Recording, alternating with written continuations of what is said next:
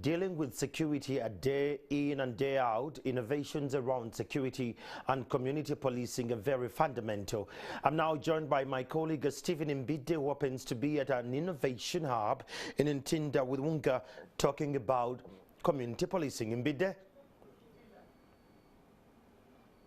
Yes, thank you, Andrew Chamagero. You know, October is also the cybersecurity month, and when you talk about cybersecurity, this is a time when you also have to talk about innovations in the area of security and especially protection of our lives and our property. Wherever you leave your home, if you're watching me, you think about the people you live at home, think about the business, whether you find it the way you left it the other day, but also your property. Is this secure? Now, there is technology that has been developed, but of course, by our Ugandans, fellow Ugandans, and I'm talking about technology that is there, that is installed, just to make sure that, yes, we protect ourselves and our property. I'm talking about Yunga. I was fascinated when I learned about Yunga.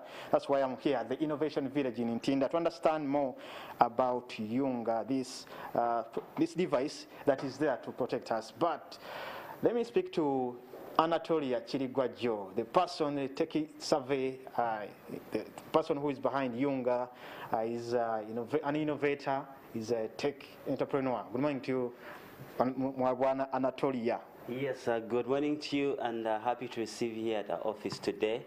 And I'm excited to tell the world the progress that we've had so far in regards to curbing crime in our communities, while we partner with government agencies and all private security companies in the country. Yeah, so at the core of our mind, we believe that if the communities are empowered with the right tools to keep safe, then they can thrive better and then achieve their goals that they set to have in life. And that was basically the birth of Yunga. But like you said in the beginning, that all of us, we leave our children at home, we leave our neighbors, and we also leave our belongings in the house. But just to come back and then everything is shattered. And sometimes assault actually also take place. Most of the people who work with the women, and they are the most vulnerable to this challenge. So, okay, yeah. I have a friend, he resides in Chuatli. He told me about this facility, the technology that he bought about Yunga. And I reside in Nansana. For us, I went to Nansana. There was some time back, there was a internet banter between Chuatli and Nansana. Yeah. But of course, that was just to show that yes, there is high life and low end. Yeah. In our neighborhood, Nansana, there's a place called Chibwa in Nansana. Waliwo abantu abalumbibwa bo basobola kitegeera bulungi ababijambiya but in Nansana people came, and because of the cameras, people were able to be captured. But apart from being captured, no one was able to notice that yes, these people were in the neighborhood. Now, when you talk about Yunga, just brief me about how Yunga operates, because what he gave me was not conclusive, and you are the person who developed this technology. Yes, thank you so much for that question. In regards how Yunga works, basically, I'll give you a very simple explanation, layman. We just connect a neighbor to neighbor and a neighbor to law enforcement in case of an attack or emergency. A neighbor is actually a household. So what we will do, we'll come and set up a bit of this unit within your house with this technology that we've developed over time. And we advise you to have about 10 households minimally, so that you can still watch over each other.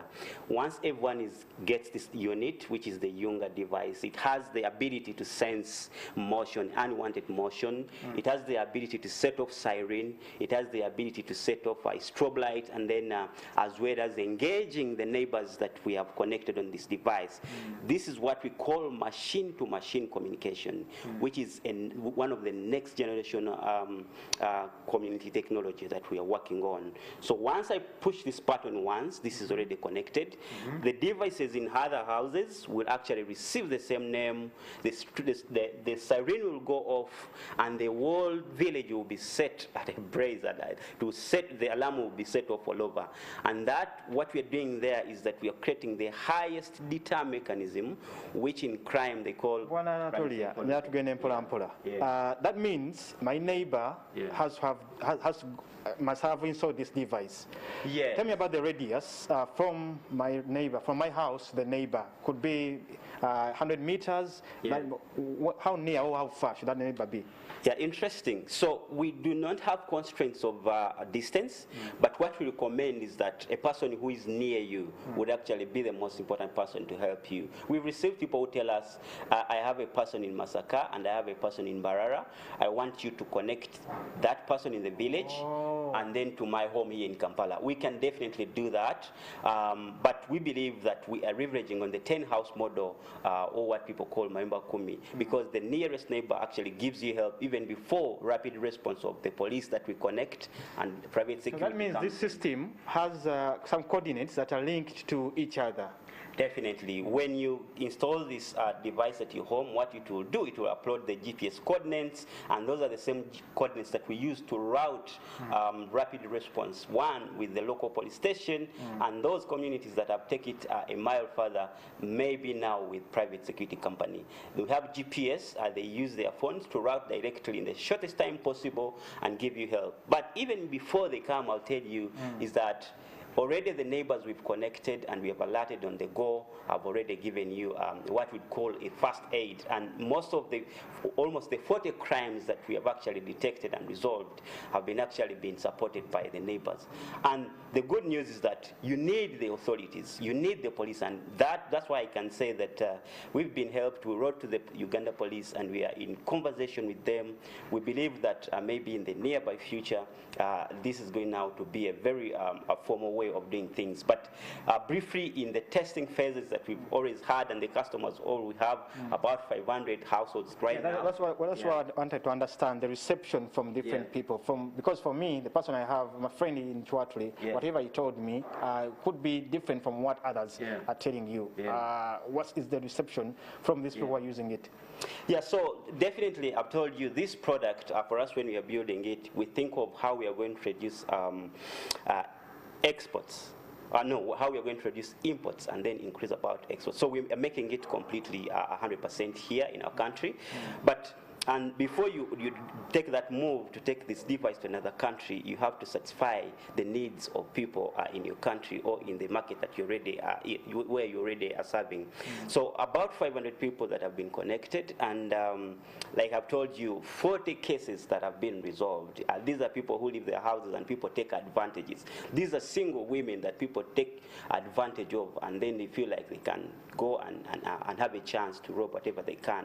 So for the instance, it's really enough, and we will tell you people like all the residents in Charwajara that installed Yunga devices, they have had at least 2 or 1 break-in their lifetime, ever since they have been there. And the report we get is that when we come to your community, we expect 0 break-in, we expect 0 crime at your community, and all of them that we have actually given this reported minor or actually 0 cases ever since they received that device. So what I'm getting from you is once the person that was this device suspects an unwanted move outside, it will make an alarm. Then you can press and then notify the neighbor, right? Yeah. So when did you develop this device? Because it's key in talking about innovations. So first of all, what happens is that when it detects unwanted movement, you don't need to do anything. It simply notify the neighbors. It has 2 modes. One mode is for your house alone, which we call a half arm, and another is the community arm.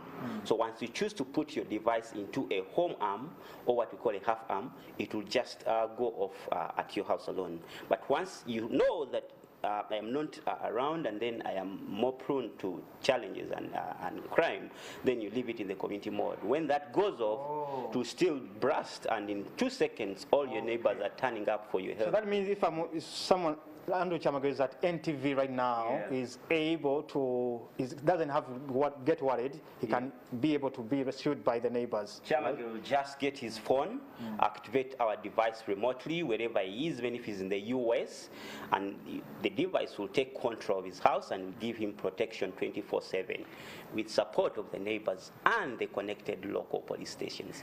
Okay, what does it use? Does it use a battery, solar, is it solar powered, or does it use just our normal power? So what we have done over time, and this we've realized from the day when we started developing Yunga, we discovered that people take chances when power is off, when there's rain, when there's all that sort of things. And we now have a battery that supports this device for 3 days off-grid main electricity. So what we do is that the Yunga device uses actually 1 unit of your car per a month. So, and we just tap that's once. Low cost, cost effective. So cost effective, and it's not just cost effective on electricity, but it's cost effective even to acquire it in your house. At the moment, you cannot imagine, but the Yunga Basic goes for about 500,000. Really? And then Yunga Plus goes for about 800,000. And this is what I can say. This is like 10 times cheaper on products that are on market, and they are not actually offering even 20% of the value that we are offering our people. So we look at this as a chance to empower people rather than to make a lot of money. We are a social enterprise at heart. Me, myself, have received 2 break-ins ever since I started living alone. And the trauma that I went through and the pain of recovering everything that was lost is still live, and that's why we keep moving and saying everyone needs to get access to this device. When we spoke to a few of the people at Uganda Police, when we wrote to them, we understood how they are seeing the need, and I believe they're working greatly to see us work formally. But a bottom line is that we want everyone in Uganda, we were seeing this device as a household product, and there's no need to escalate prices at the moment. When we talk about attacks, you as the developers of this device, the Yunga, coordinating with the police is supposed to protect us, protect life and property. What are the security agencies saying about this? Because this is supposed to at least beef up their efforts of trying to protect life and property. Yeah, so like I've told you, for the police, we did a formal write-up, and it was well received. We've spoken to a few people there that we think are instrumental, and we are respecting their processes they are taking. This is not something they can just simply jump on. Maybe they need to understand how exactly it works. They also have busy schedules. But yes, we agree, and we believe that this is a very good formalization that we need to take place, because right now we have about 100 units that are available for police station, 100 police station in Kampala, and they are free of charge because we are a social enterprise. So we need to understand how we can formalize that. And very many people, by the way, are talking of sensing things in the environment and all that. We are doing that, and we have built tools, the very first tool in the sub-Saharan Africa region, to make sure that we are tackling sensing of crime in communities. Okay. And when you do this, what you're going to do is that you're going to provide a lot of insights, maybe to people who are going to these communities. Is this community safe? Police will be able to know how do we deploy, which place has a lot of spots, and this is all data. This is called like evidence-based tracking, which is a new way of looking at solving problems. Do you have any data that supports you if you want to deploy something here? Yes, we have the data, and that's why our conversation with the government is supposed to happen as quick as possible. We see them as one of the publics, one of the biggest stakeholders in this, and once empowered and work with them, we expect now to see over. I'm going to come to ask you about that empowerment and support. But if just connected, if you're just watching Morning at NTV, Stephen Emilio Fefeswe Chibugas is speaking to Anatolia Chirigwajo. He's a tech entrepreneur. He developed a device called Yunga. Of course, this is part of ensuring that we boost our cyber security, and of course, October being the month of cyber security. Let's talk about innovations and technology. Yeah. Government, even the president, continues to talk about boosting and supporting technology innovations, looking at the science teachers and the like. Yeah. if we want to support government, if government is really committed to supporting innovations and technology, you people who are developing such tools, what would you want them to do for you, the innovators, as we move to this 21st century, which is more of technology? Yeah, and I think for me it's very clear. I think there's this common statement that was said once that before, don't ask what your government can do for you, but ask yourself what you can do for your government. And we are fixing exactly in that gap. Before, we used to think of how can the government help us? But we have understood that there's a lot of obligations, and if you try to wait on that, then you might stall forever. So right now we are saying we have taken the step. Now we're about to make 3 years. We have developed the system, we have developed the product. It's been hard. Like in Uganda, developing an hardware product is really been not unheard of, but we've been able to break the barriers, and we have a production line. We have a very small assembly line in Chira where we do everything and all that. So what we're saying right now is not asking for resource, but we're just asking for a partnership to make sure that this works. We have already put in place a sustainable model for this product that can be able to sustain itself. So we're just saying, is there a way we can collaborate with them to improve our model? Finally. Yeah. So finally, we want to thank all the users that have given us a chance to have the Yunga model, even when it was still in a cardboard, it was still in wood. And right now, when we see it evolve to this capacity, people in Chwatule, they've been very instrumental. People in Charua Jala, Chirinya, and those in Nansana, Kabulengwa Estate, we are so glad of you, and we are proud of you. You gave us a chance, even when it was still early stage.